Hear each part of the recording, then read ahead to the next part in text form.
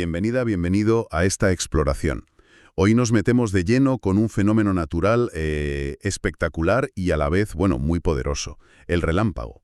Sí, esa descarga eléctrica tremenda que vemos en las tormentas. Tenemos una base de información muy sólida, muy detallada, para poder, digamos, analizarlo a fondo. Exacto, la idea es desgranar bien qué es, cómo va y, bueno, descubrir cosas que igual no son tan conocidas. Bueno, pues vamos a ello. Para empezar, a ver, ¿qué es un relámpago, en esencia? Pues es una liberación de energía brutal, casi instantánea. Hablamos de cifras enormes, ¿verdad? Entre 200 megajulios y 7 gigajulios, he leído. Una pasada. Sí, una barbaridad de energía.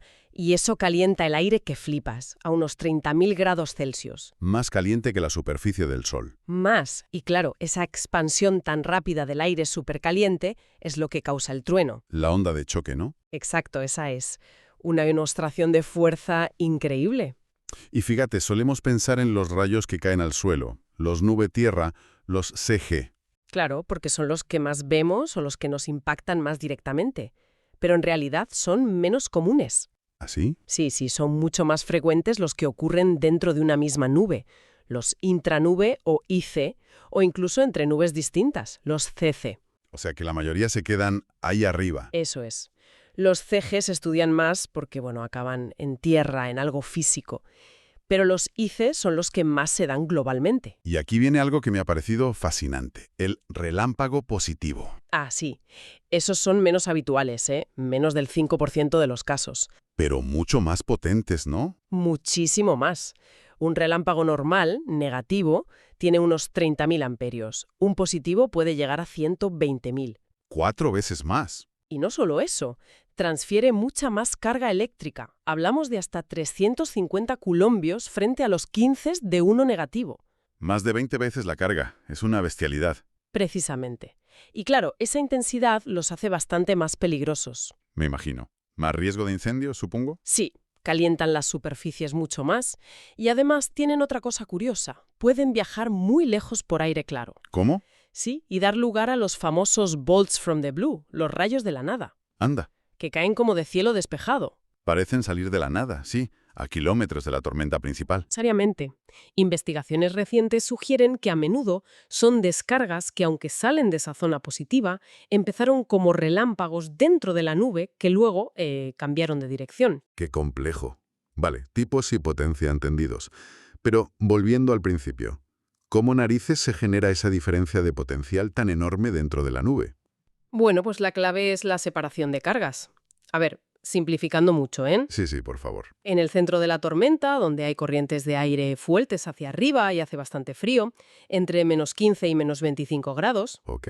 ahí tienes una mezcla de gotas de agua muy frías pero líquidas, cristalitos de hielo pequeños y granizo blando, lo que se llama graupel. Una mezcla curiosa. Pues al chocar los cristales de hielo, que son ligeros y suben, con el graupel, que es más pesado y tiende a caer o quedarse quieto, ¿Qué pasa? que se transfieren carga.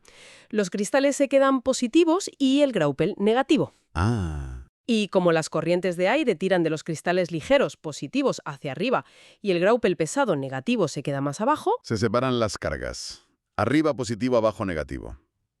exacto, creas un dipolo eléctrico gigante, una auténtica fábrica eléctrica ahí dentro. ¡Wow! ¡Qué pasada! Y bueno, aparte del espectáculo de luz y sonido, ¿deja alguna marca física? He leído algo de las fulguritas. Sí, las fulguritas son una pasada. Cuando un rayo pega en arena o suelo con mucho sílice, ¿Sí? el calor tan bestia derrite la arena alrededor de por donde ha pasado el rayo y forma unos tubos de vidrio, como si fuera un fósil del rayo. Qué chulo. Un tubo de cristal natural. Eso es, de sílice-vitrio. Pero no es el único efecto, ¿eh? Los relámpagos también son importantes para la química del aire. ¿Ah, sí? ¿Cómo? Las temperaturas altísimas rompen las moléculas de nitrógeno del aire, que normalmente es muy estable, el N2, ¿Vale? y permiten que se formen óxidos de nitrógeno, los NOx. NOx. ¿Y eso qué significa? ¿Es bueno? ¿Es malo? Pues tiene su miga. Tiene como una doble cara. Por un lado, si la lluvia arrastra esos NOx al suelo, Sí. actúan como fertilizante. Aportan nitrógeno a las plantas. O sea que el rayo fertiliza el suelo. Qué curioso. Sí, pero por otro lado, en la atmósfera, los NOx contribuyen a formar ozono malo, el troposférico, que es contaminante. Vaya. Pero a la vez también participan en reacciones que ayudan a eliminar otros gases, como el metano, que es de efecto invernadero. Es una química compleja. O sea, fertiliza, contamina y limpia, todo a la vez. Menuda dualidad. Exacto. Y ya para rizar el rizo, he oído hablar de megaflashes. Suena a algo enorme. Y lo son. Son relámpagos pero horizontales, que recorren distancias increíbles. ¿Cuánto de increíbles? Pues gracias a los satélites se ha medido uno de 768 kilómetros. 700, pero eso es una locura. Cruzando varios estados en EU. Justo. Sobre el sur de Estados Unidos, imagina un único flash de esa longitud. Y no es solo cosa de la Tierra, ¿eh? También hay en otros planetas. Se han visto relámpagos potentísimos en Júpiter, en Saturno, a veces incluso más energéticos que los de aquí. Madre mía. Entonces, resumiendo un poco todo esto. Pues que el relámpago, ese fogonazo que vemos y oímos, ¿Mm? es mucho más que eso. Es un proceso súper complejo, con muchos tipos, implicaciones en la geología, hasta en la química del aire. Exactamente. Desde cómo se forman por choques de hielitos hasta cómo crean vidrio en la arena o modifican los gases de la atmósfera. Y eso nos deja pensando, ¿no? Claro. Nos deja con una reflexión importante. Si los relámpagos hacen todo esto en la química del aire, crean NOx, que fertilizan pero también contaminan, y a la vez ayudan a limpiar otros gases. ¿Qué pasa si cambia el clima? Exacto.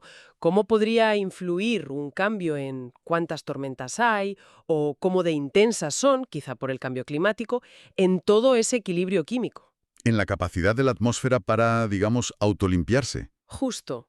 Es una pregunta clave que conecta este fenómeno tan espectacular con debates muy actuales y muy relevantes. Pues sí, fascinante y con muchas ramificaciones. Una exploración muy interesante. Desde luego.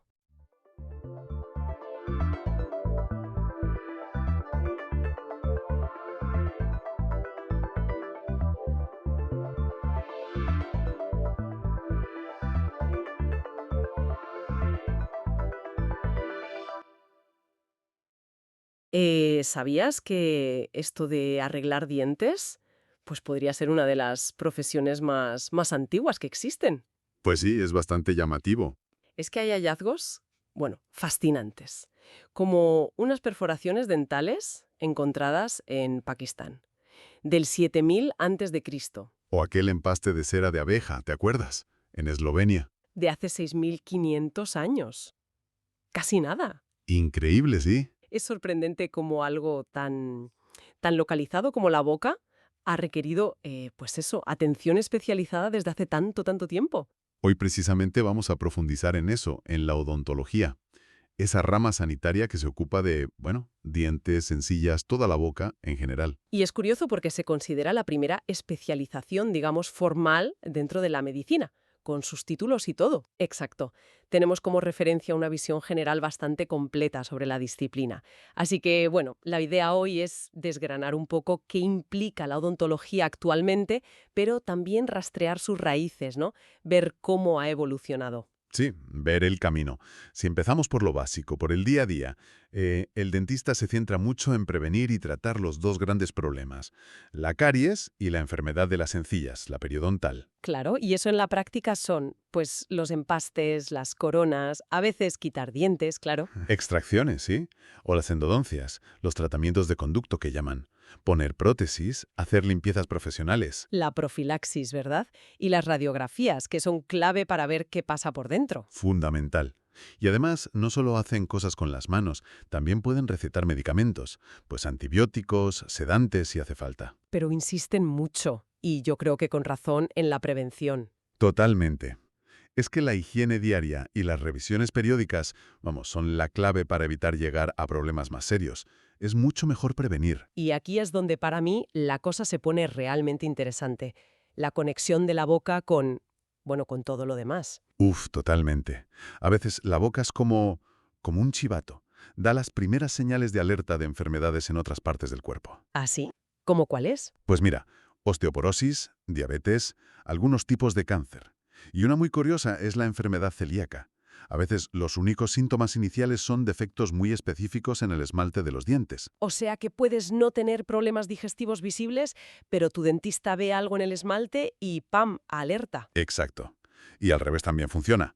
Un problema en las encías, la enfermedad periodontal, no se queda solo en la boca, ¿Qué quieres decir?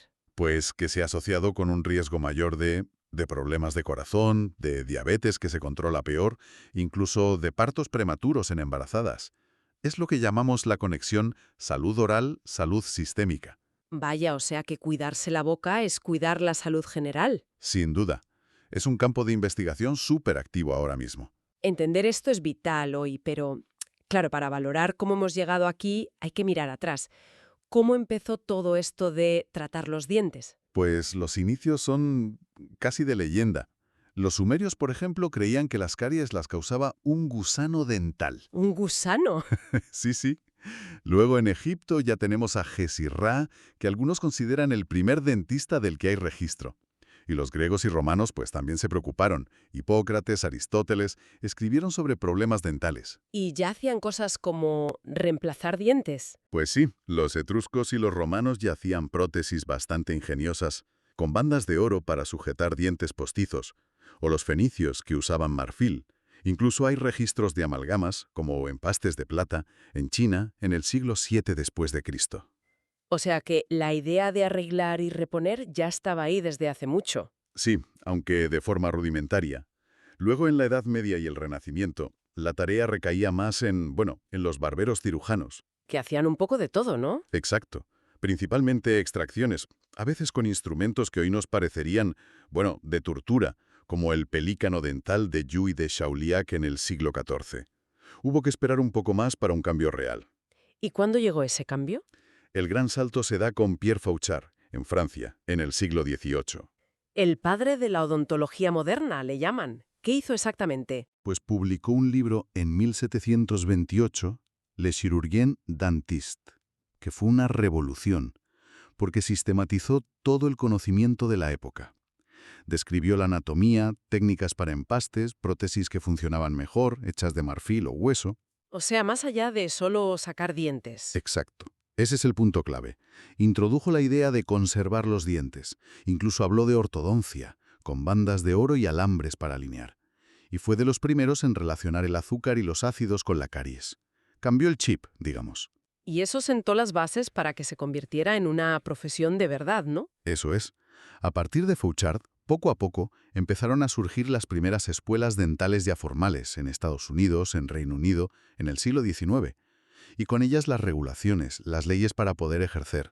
La odontología se separó de la cirugía general y de la barbería. Decisiones importantes como usar flúor o cómo tratar una periodontitis no se basan solo en lo que siempre se ha hecho, sino en estudios científicos rigurosos. Se busca la mejor evidencia disponible. Y además se ha especializado muchísimo. Ya no vas solo al dentista. Claro, tienes al ortodoncista para los aparatos, al cirujano oral o maxilofacial, al odontopediatra para los niños, al periodoncista experto en encías, al endodoncista para los nervios, incluso la odontología forense. Es verdad. Y la tecnología. Me imagino que también ha cambiado mucho las cosas. Uf, muchísimo. Piensa en el CAD/CAM, el diseño y fabricación por ordenador.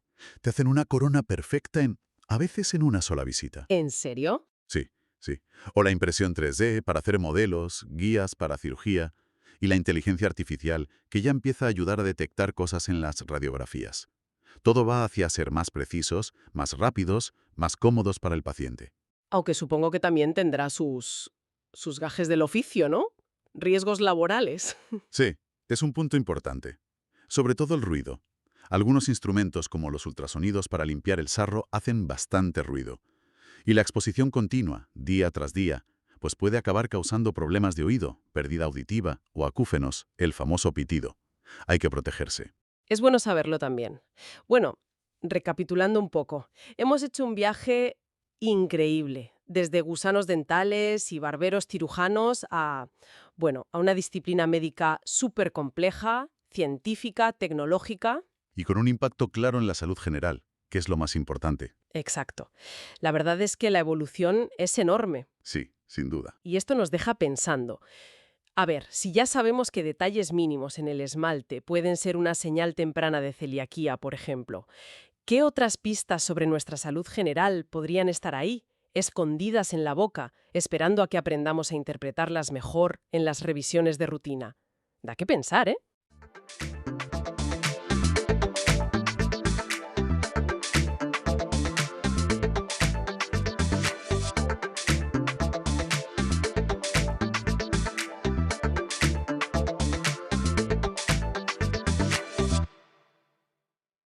Hoy nos sumergimos en un clásico absoluto, uno que seguro ha disparado la imaginación de muchísima gente. Viaje al centro de la Tierra, de Julio Verne. Uf, sí. Tenemos bastante información sobre la obra, su contexto y, bueno, vamos a ver qué la hace tan especial. Se publicó en 1864, ¿eh? Y su audacia, pues, sigue resonando hoy. Es que es una piedra angular. Ciencia ficción, aventura. Marcó un hito. Ya existían historias subterráneas antes, claro, pero Verne le dio ese barniz de ciencia de su época. Ciencia decimonónica, sí. Eso es. Bien investigada para el momento, ojo, y además esa idea tan potente de un mundo prehistórico, vivo, bajo nuestros pies. Tremendo. Y todo empieza, en Hamburgo, 1863, con el profesor Otto Lidenbrock. Ajá. Un geólogo brillante, pero, bueno, descrito como de carácter fuerte, ¿no? Sí, digamos que peculiar, un poco brusco, sí. Y su sobrino Axel, que es más bien el prudente de la historia. Exacto. Y ellos encuentran una nota cifrada. En un manuscrito islandés antiguo. Eso es, la clave de todo. Una nota de un alquimista islandés del siglo XVI, un tal Arne Sagnussem. Saknussemm. Y traducida viene a decir algo como baja al cráter del Jökull des Sneffels, que la sombra del Escártares acaricia antes de las calendas de julio, o sea, antes del 1 de julio. Viajero audaz y llegarás al centro de la Tierra. Yo lo he hecho. Arne Sagnussem. La llamada de la aventura, vamos. Irresistible para alguien como Lidenbrock. Totalmente. Hay quien dice que Lidenbrock tiene rasgos del padre de Verne, por esa mezcla de pasión científica y, bueno, y temperamento. Pues no duda. Se lanza con Axel, que va un poco a regañadientes, Bastante a regañadientes, sí. y con Hans Bielke, el guía islandés, el imperturbable Hans, Ese sí que es un personaje.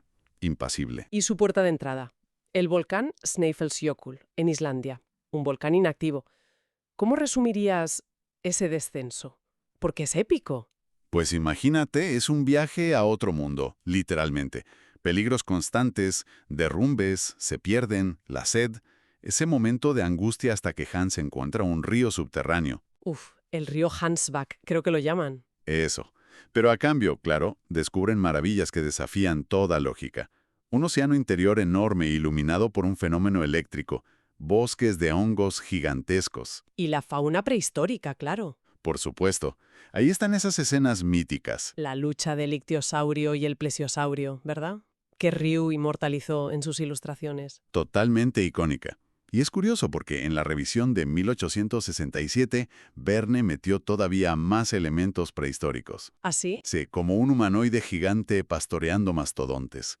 Fíjate que esto refleja cómo el interés por la prehistoria estaba en pleno auge en esa época, y Verne, que estaba siempre al tanto de todo, pues lo incorporó.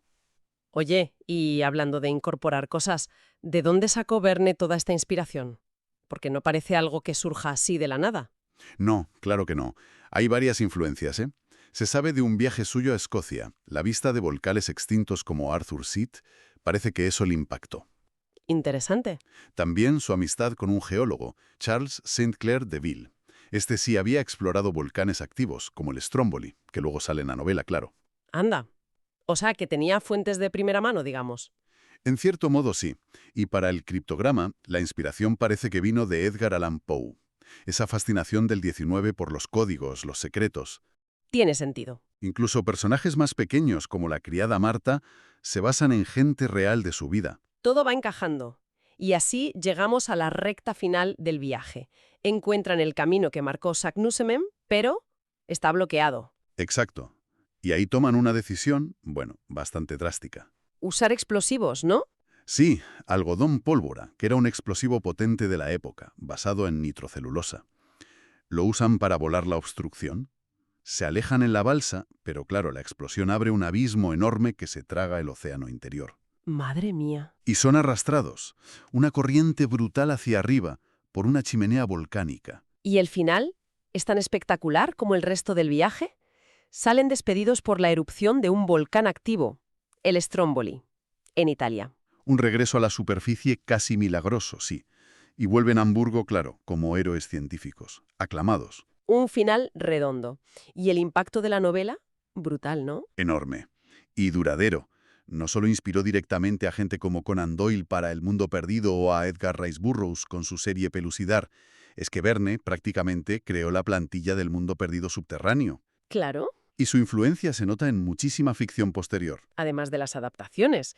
Cine, la clásica del 59, la más moderna en 3D del 2008, televisión, radio, incluso atracciones en parques temáticos. Sí, sí, en Tokyo Disney sí hay una. Y un detalle curioso, fíjate, sobre cómo viajan las historias. Las primeras traducciones al inglés cambiaron nombres. Lidenbrock era Harwick, Axel era Harry. ¿En serio? ¿Por qué? Pues supongo que para adaptarlos mejor al público angloparlante de la época. Es interesante ver cómo las obras se transforman al cruzar fronteras, ¿no? Desde luego. Entonces, si tuvieras que resumir el legado principal de Viaje al centro de la Tierra, más allá de la aventura pura y dura, ¿qué dirías? Bueno, una vez más puestos encima de la mesa los límites de nuestras fronteras. No podíamos subir, podíamos bajar. Y ese Vergorra dice los comienzos de una tierra que eran todavía un útero desconocido. Pues yo creo que cristaliza esa mezcla tan del siglo XIX, fe en la ciencia, en el progreso, esa ansia de exploración y la fascinación por lo desconocido, por los últimos rincones vírgenes del planeta, aunque fueran imaginarios. Captura el espíritu de una época. Exacto. Lo encapsula perfectamente. Y nos deja con una pregunta flotando, ¿verdad? Esta atracción que seguimos sintiendo por los mundos ocultos, por lo que hay bajo la superficie, más allá de lo visible, ¿qué dice de nosotros que esa imaginación tan audaz de Verne siga resonando con tanta fuerza hoy en día?